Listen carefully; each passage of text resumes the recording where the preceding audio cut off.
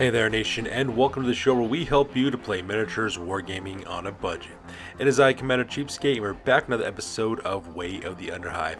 This series is dedicated to helping brand new players to Necromunda build their starting rosters and learn more about the game mechanics of their favorite gangs. And on today's episode we will discuss playing a Noble House Lo Outcast gang for Necromunda Ashwastes.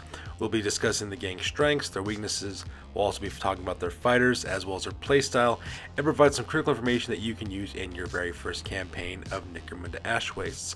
And at the same time, we'll also provide you a 1400 point roster that you can use to build your very first gang and to participate in your very first campaign. So while Outcast gangs, especially Noble House delegation gangs, were an option that could be played out in the Underhive, a lot of people didn't actually bother playing with those kind of gangs. And the reason why is because of some of the obvious weaknesses that came with playing an Outcast gang, especially when your Noble House was actually being used as a core of your delegation. A lot of these did not have as many fighters or as impressive fighters as some of their other alliance counterparts, so a lot of people skip these gangs. However, since we're now going into the Ashwastes though, a lot of those weaknesses are now being shored up, especially with the use of vehicles and vehicles with heavy weapons. So we're going to give these other houses another look and talk about their gangs. With that being said, let's get this video on a roll. Alright, so let's talk about the strengths of playing a delegation Outcast gang. So potentially it's one of the most powerful starting gangs that you can actually have in a campaign, and the reason why is because of the fighters that make up your delegations. Regardless if you're playing criminal, merchant, or Noble House delegations, they usually all start off with excellent equipment and skills right from the start. In some cases they have some really good stats, and they have some very powerful special rules that can make them really advantageous and very competitive in an Ashwastes campaign. At the same time, you can also take advantage of weird disciplines now because the Book of the Outcast release those weird disciplines. You can even customize your fighters even further.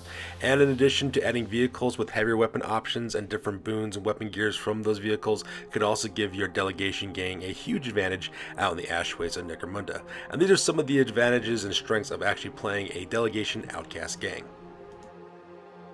Alright, so perhaps the biggest weakness of actually playing a delegation gang that's an Outcast gang is that you cannot take any alliances whatsoever. If you decide to use the delegation as the core of your gang, no alliances are available to you. So for example, if you're a merchant guild delegation gang, you can't take criminal alliances or Noble House alliances, and vice versa for all the other ones as well. So that's one of the biggest weaknesses of playing a delegation gang. If you really like using alliances to help your gang out, this might not be the one for you. However though, like I said before in the strengths, it does give you a leg up in the actual beginning of a campaign because you have better fighters, better equipment, and better skills. Now one of the weaknesses of this game of course is that if you decide to play WYSIWYG, which is an acronym for what you see is what you get type of gangs, this can be quite pricey in my opinion. And the reason why is because, for example, if you were to play a Nauticon siphoning delegation, for example, as the core of your gang, and you want to buy the Forge World miniatures in order to fill that gang, those Forge World miniatures can be quite expensive. So because of that, I would suggest looking for cheaper alternatives or convert your own in most cases. A lot of these delegations have not been manufactured yet, so you could possibly do that, but that's just something you might want to take into account. Me, of course, I would never actually do that. I would just convert my own or find alternate ways to get cheaper miniatures, and that's the thing I would keep in mind when I would be playing a delegation gang. At the same time, these gangs are also very expensive to field in terms of credits. These delegations, like I said, have a lot of skills, a lot of weapons, better stats, and you're going to pay for those. For example, I think the cheapest of the delegations starts off at like 540 credits, I believe. So because of that, it's going to be very, very expensive for you to fill these fighters, but that's the way it goes. And lastly, probably the biggest weakness of actually playing an Outcast delegation gang is that you do have to beware of the balanced bandwagon. A lot of balanced bandwagon types will scream overpowered or game breaking or unfair and so on and so forth. But of course, once again, just ignore those immaturity of those players, drink the salt of their tears, and just use that to power yourself in destroying your enemies. So these are some of the strengths and weaknesses involved with playing a delegation gang. Alright, so when it comes to delegation gangs, once again, you get to pick from merchant guilds, criminal syndicates, or noble houses, and use those delegations you get from those alliances to form the core of your gang. Leaders also get archetypes and affiliations depending on what delegation you choose. Also, champions also get archetypes as well, so that allows for a lot of customization for your different members of your delegations depending on the affiliations and the archetypes that you choose. Now, once again, remember, archetypes depend on what kind of primary and secondary skills your champions and your leaders receive, while affiliations usually determine what kind of weapons and equipment you can get from the starting list, if not from the trading post as well. At the same time, the nice thing about these delegations is that the members of those delegations gain experience and they can purchase weapons and equipment over time, just like any other gang. So that part is really, really cool. And once again, I have to make sure I stress this a lot. If you decide to take a delegation Outcast gang, you cannot make any alliances whatsoever in the future. So just be aware when that actually happens and keep that in mind. So when it comes to the actual noble houses of Necromunda and your delegation gangs, you actually have 6 different delegations you can actually choose from to form the very core of your gang. And those delegations are the House Catalyst Carnival, that's your first option, the House Ulanti Court Advisors, House Grain Military Attaché, House Co-Iron Ministerium Delegation, House Lo Auditing Conclave, or the House Tai Omioto Coven. So all 6 of the noble houses are available for delegations to use for the core for your noble Outcast gang, and pretty much it just kind of depends on what you want to use and the various things you want to play and how you want to create the aesthetic for your Outcast noble gang. So that being said, now that we're done talking about the delegations you can choose from, let's go ahead and talk about the specific core of your gang for the house that you choose on the next slide. So first of all, let's talk about the House Lo Auditing Conclave. This is going to cost 300 city credits in order to form the very core of your gang, and you get 1 champion as well as 1 gang level fighter. Now at first glance, you might be asking yourself, why even bother taking a look at House Lo and his Auditing Conclave? Now, when a lot of people took this alliance, they necessarily didn't take this conclave necessarily for the fighters that came with it. They originally took it as an alliance because the credits to be made from making that alliance with the noble house of Lo, you could generate credits very, very easily and very, very rapidly with your gang. And the fighters themselves are not the main draw of this delegation, because their weapons and their equipment, however, are the main draw, because they give you a lot of options you can use for your gang, especially since you can use the same equipment that's on your starting list for your House Lo Auditing Conclave for the rest of your Outcast scum. For example, you can purchase web pistols for your gang. These cost 90 credits apiece. Master Craft and long rifles, which cost 35 credits apiece. You can also purchase bolt pistols for 45 and power swords for 50, and that's just standard for your gang. So you can get a lot of really powerful equipment for your gang right off the bat. Now, unfortunately, the always more coin special rule where you get 2d6 times 10 credit is not available to your gang, because as the rules are written right now, it doesn't mention that any delegation gets the special rules of those delegations from when you made alliances with them. And they don't really mention it, but they also don't mention that you don't get them either. I would still say you have to ask your arbitrator about that, whether they believe that they do get the special rules or not. Personally, I say no, you don't get those special rules, and the reason why is because of the narrative behind what an Outcast gang is. Outcast gangs are usually gangs that have run afoul of whatever organization they originally belong to. So for example, since these guys are outcasts, that means they were kicked out of House Lo. So logically speaking, any additional perks that would be forbidden for your gang because you were kicked out of the house, and so you lose access to those kind of perks, if that makes sense. So I would normally say that no, you wouldn't get the always more coin rule, because that's a House Lo specific perk, and since you're an outcast who's been kicked out of that house, you won't get access to it. So now that we're done talking about the Auditing Conclave as a whole, let's talk about the individual fighters that make up this conclave. Alright, so let's talk about the House Lo Auditor. This fighter costs 180 credits. For their stats, they come with 5-inch movement, plus 5 weapon skill, plus 5 ballista skill, 3 strength, 3 toughness, 2 wounds, 4+ initiative, 1 attack. They have 5 leadership, 7 cool, 7 willpower, as well as 5 intelligence. Now, the Lo Auditor will be the leader of your gang, and even though the stats may not be all that impressive, they actually make a really good support leader. And the reason why is because their stats. They only got a 5 strength, a 5 weapon skill, 5 ballista skill, so they're not really good at combat or for shooting, but that is perfectly fine. And the reason why is because the archetype that you choose for this fighter.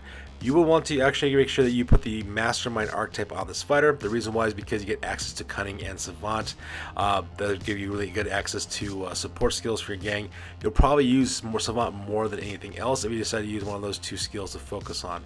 However, though, I do recommend, though, for your very first skill that you get for your fighter when you take this archetype is to actually take from the leadership skill, and I'll talk about that specifically here in a second. Now, when it comes to the weapons and equipment they come with, they do come equipped with mesh armor to give them that 5 of save, which is kind of nice. And they come with a web pistol, which is absolutely fantastic as well. Web pistols are strength 4 template weapons. You could use that in lieu of using ballista skills, so they automatically hit anything they come across. Plus, these fighters can go and become seriously injured or go out of action entirely and be captured, so it kind of makes sense that they have this web pistol. It actually makes a really good self-defense weapon. Same thing with the fighting knife as well. Fighting knife may not be all that impressive, but the reason why they have the weapons and equipment that they are is because it's used to buff the fighter's defense, and they're decent enough weapons, but I wouldn't go any further than these weapons and equipment unless you purchase Refractor Field for better armor saves.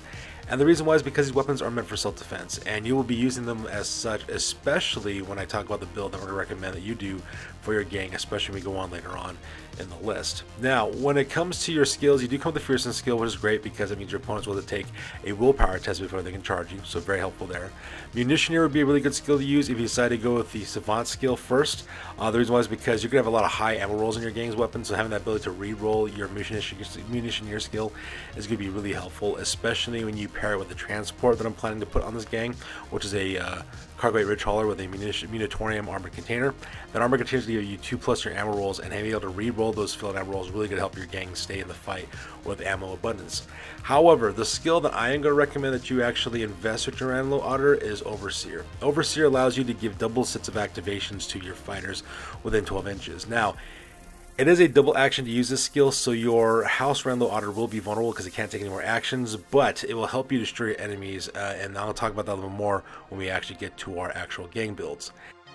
Alright, so next you have your Guilt Scrivener. This fighters are costing 190 credits, and this will actually be one of the gangers that you get off right off the bat in your delegation. So the Guilt Scrivener, they actually have a pretty decent stat line. They got 5-inch moving allowance, they have a 4+ weapon skill, a 3+ ballista skill, they have 3 strength, 3 toughness, 1 wound, they have 4+ initiative, 2 attacks, they have 8 leadership, 6 cool, 7 willpower, as well as 7 intelligence. And like I said before, the Guilt Scrivener will be actually one of your gangers. And obviously, for obvious reasons, this is going to be a shooting character for the most part within your gang. When they do become a specialist, they will have access to cunning, which will be kind of nice as well. You'll try to want to get the Overwatch skill in order to maximize what they can do with this weapon that they have. And when it comes to the weapon they actually come equipped with a master crafted long rifle, which will allow you to do that re-rolling if you need to miss a shot. You have a bolt pistol as well as power sword for close combat as well.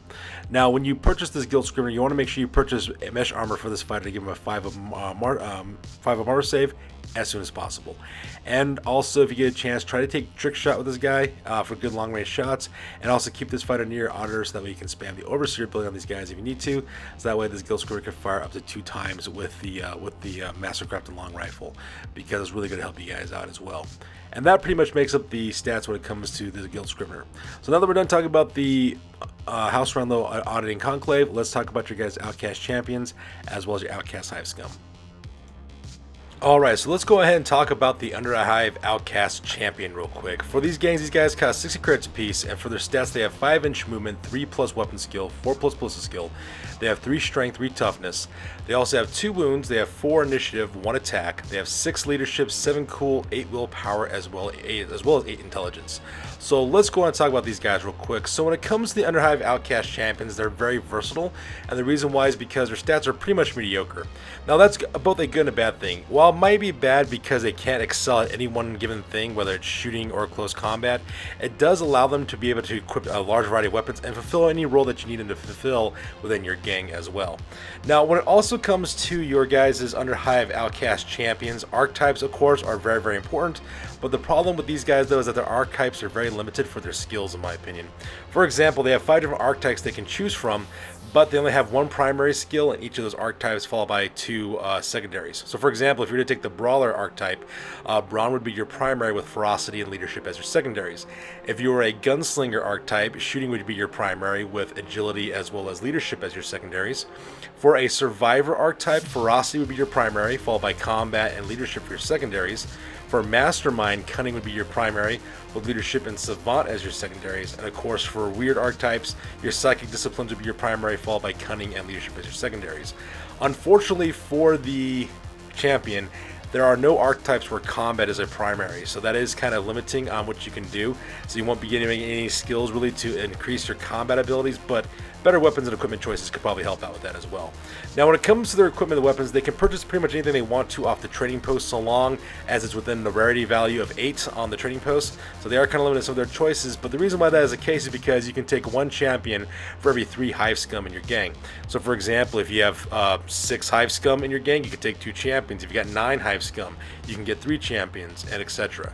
So that's basically where the trade-off kind of comes in. And then finally, of course, we have our Underhive Outcast Hive Scum, which is your typical Ganger and Juvie level fighter for your gang. These guys cost 30 credits apiece. For their stats, they have 5-inch movement, 4+ weapon skill, and ballista skill.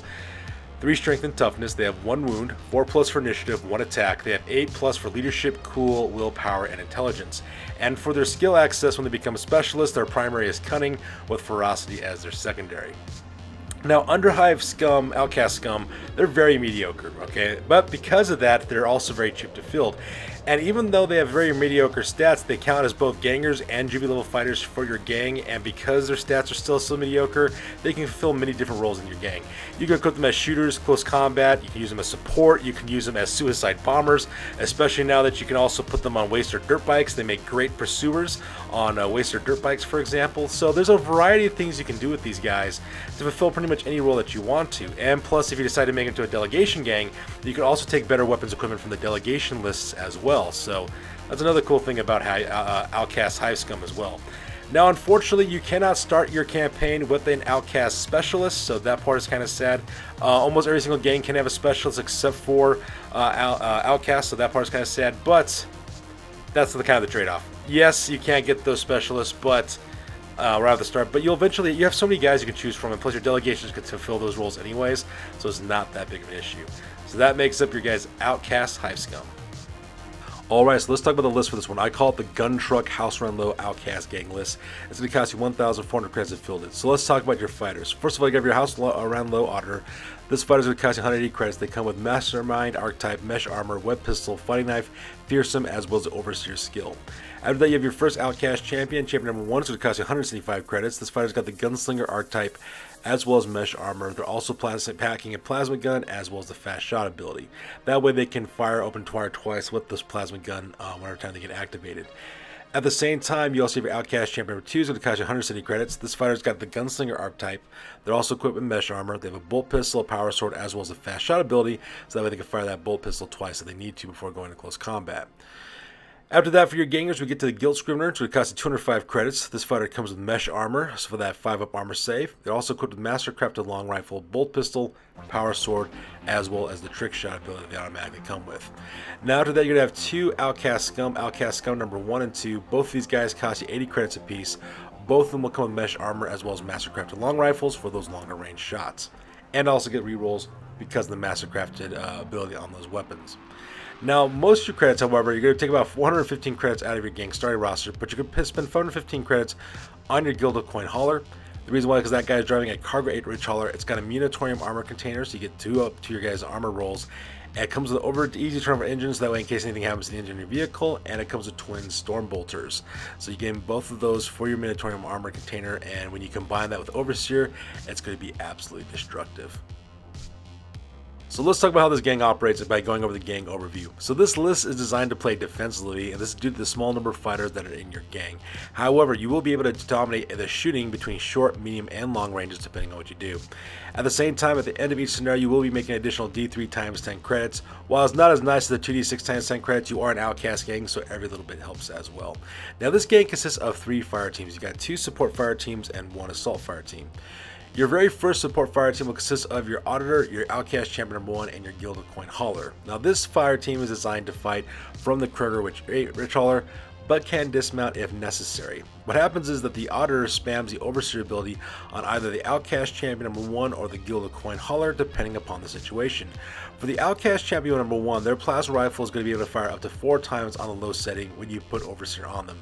They get 2 shots automatically because they come with the Fast Shot ability, and because you're activating this guy twice with Overseer, they'll be able to do fire 4 times. This means that you'll have 4 rapid fire Strength 5 minus 1 AP 2 damage shots every single time you do Overseer on this person. Or if you want to take an aim action because you want to go from longer ranges, this will be able to get out 2 rapid fire Strength 5 minus 1 AP 2 damage shots. Just to give you guys how powerful that is potentially 12 rapid fire shots on the low setting, at the same time give you up to 6 rapid fire shots on the high setting, or taking an aim basic action, which could be extremely deadly. Now, at the same time, if you get within medium to close range of your opponent, instead of focusing your Overseer ability from your Auditor onto your champion, you can put your Overseer ability on the Guild of Coin Operator. And the reason why is because the Guild of Coin Operator operates the Storm Bolters on your Munitorium armor container, which means that, technically speaking, when you give them Overseer, this will give you 8 rapid fire, strength 4, minus 1 AP, 2 damage shots with 360 degree point of view and a 4-up ammo roll. And this is the reason why we call this the gun truck build, because yes, you are spending a lot of money on your truck for your carbate ridge hauler, but the firepower alone will be devastating. If you roll like a bunch of 3s for your rapid fire dice, you're talking about 24 shots in total, anywhere between 12 to 424 inch range. At the same time, you also got that 4-up ammo roll in case those ammo rolls come up. It's absolutely devastating, absolutely brutal. So yeah, that's why we like to call this the gun truck build for your fire versus support fire team. Now, your second fire support team, support team number 2, this will consist of Outcast Gunner 1, Outcast Gunner 2. These fighters fight from the carbate ridge hauler as well, and you're using it to protect themselves from enemy fire. Their job is to provide sniper fire at medium to long range with their master-crafted long rifles. They will be able to reroll misses because of the master-crafted condition put on the rifles, and they also can fight dismounted if necessary, but it's not really advised. My suggestion to you as well is that you guys purchase close combat weapons for these guys as well, so that way they can have multiple jobs for your team. And then last, we have the Assault Fire Team, which consists of Outcast Champion number 2 and your Guilt Scrivener. This fire team is designed to fight dismounted or onboard enemy vehicles. The reason why is because of their power swords. They will receive strength bonuses in close combat as well as to hit. They also have parry as well as power traits. In addition, the Scrivener can snipe at targets while the champion spams fast shot with their bolt pistol as well, causing all kinds of harm. And this is what I like to call the 1,400 credit gun truck house round low Outcast build. So in conclusion, Noble House Delegation Outcast gangs are some of the great ways to add some more diversity to a campaign.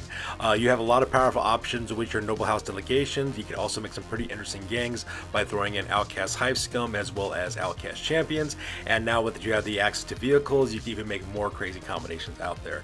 In fact, in my opinion, adding these Delegation Outcast gangs is a great way to add a lot of diversity into an already diverse game set with all kinds of different gangs and builds, and it just adds to the diversity and the creativity of players in order to create newer gangs that they're out there in the campaigns. So with that being said, pick your favorite noble house and head out there into the ash waste to reclaim your glory and your honor and to rise back up to the noble ranks of the noble houses. Just as always, of course, watch out for your balanced bandwagon guys, because those guys will always gripe and complain and always find something wrong with the game and try to blame you for the reasons why they can't play so well. So that being said, feel free to comment, like, and or subscribe. Your guys' input is invaluable to us as always. Also check us out on Facebook, Instagram, as well as blogger.com for all the latest greatest hobby news related to this channel. That's good for this week, guys. We'll catch you guys next one. Peace out and stay classy.